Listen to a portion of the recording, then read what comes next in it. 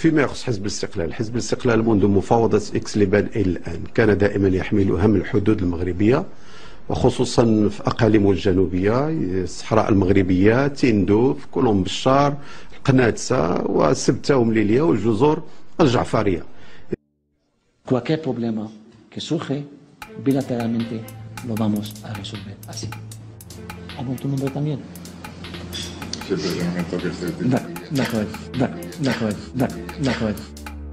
Marruecos asegura estar trabajando para construir con nuestro país nuevas condiciones económicas favorables a la creación de viviendas conjuntas. كانت تجربة الأمم المتحدة في الدول التي تشهد نزاعات مدى أهمية تأمين الانتقال المنهمج والسلس بين المرحلتي استباب خلال السنة المنصرفة في مد المعونة والكونغو الديمقراطي لرفع إكراهات كامل الأسف التحدي الجوهري والمزمن. يا نهار اسود، ايه ده يا جدع؟ ده الواد منصور ماله ما بيجمعش. دون التطرق لضرورة مكافحة الجماعية المنسقة. إذا اليوم تنعتبروا أن الجبهات البوليزاريو أولا مغاربة، شخصيا تنعتبروا أن تندوف هي أرض مغربية، إذا هؤلاء هم مغاربة على أرضهم وليسوا على أرض الجزائر، لأن المشكل خلقه المستعمر بحيث التقسيم الذي كان من بعد حصول هذه الدول على الاستقلال، باعتبار أن فرنسا كانت تعتبر دولة الجزائر أنها فرنسا الثانية. إذا والحركة الوطنية المغربية كانت تعتبر أن في تفاوض مع نفس الجنس، يعني عرب، تنوعنا الثقافي هو قوتنا، أننا سنستطيع التغلب على هذه الحدود، ولكن مع كامل الأسف الجزائر استغلت هذه الوضع والآن أصبحت مستعمرة للأراضي المغربية. Desde julio de 2002, Isla de Perejil. Las fuerzas especiales, los boinas verdes, asaltan desde el aire el islote, dispuestos a desalojar a los 6 militares marroquíes que lo han ocupado en nombre del Reino de Marruecos. Y un soldado decide que va a grabar la que es la primera acción de combate del ejército español en 28 años.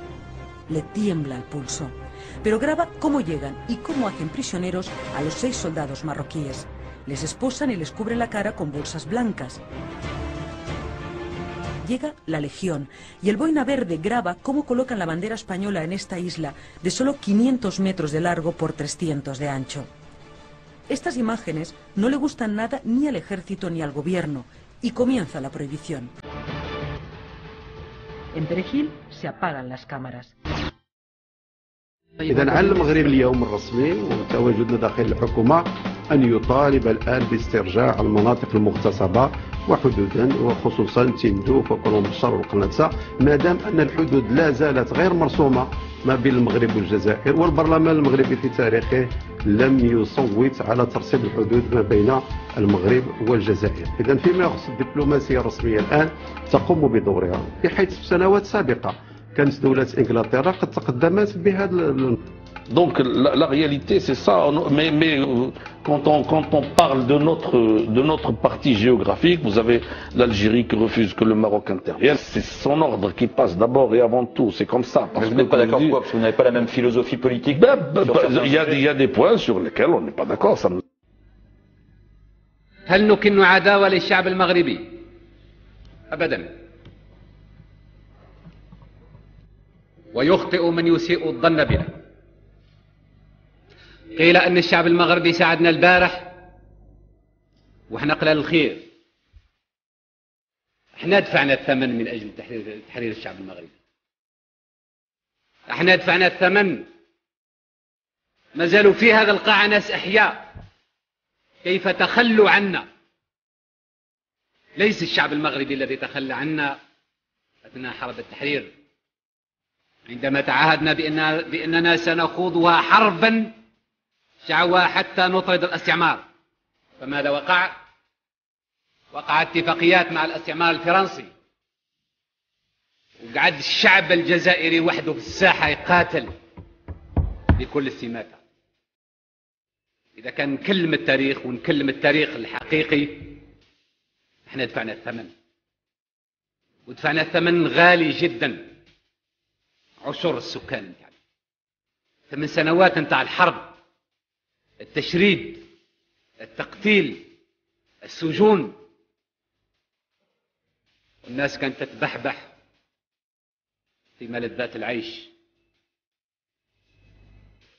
الواقعنا هذا التاريخ، هذا هو التاريخ وهذا هو الواقع. كنا نتمنى أن تستمر المعركة على مستوى المغرب العربي لكي نبني مغربا عربيا أساسه وقاعدته مصلحة الشعوب. ولكن المصلحة الاستعمارية ومصلحة الطبقات حالت دون تحقيق هذا الهدف، وحالت دون تحقيق هذا الحلم.